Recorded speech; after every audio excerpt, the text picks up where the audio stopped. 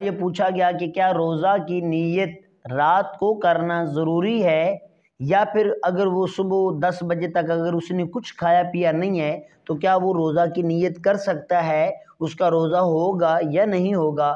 تو اس بارے میں فقہاء کرام فرماتے ہیں کہ ادائے رمضان کے روزے ہوں یا نفلی روزے ہوں یا نظر معین کے روزے ہوں تو ان میں نیت رات کو کرنا ضروری نہیں ہے، بلکہ دوپہر سے پہلے پہلے اگر کچھ کھایا پیا نہیں ہے تو جب بھی آپ نیت کریں گے تو آپ کا روزہ ہوگا۔ ان تین کے علاوہ جیسا کہ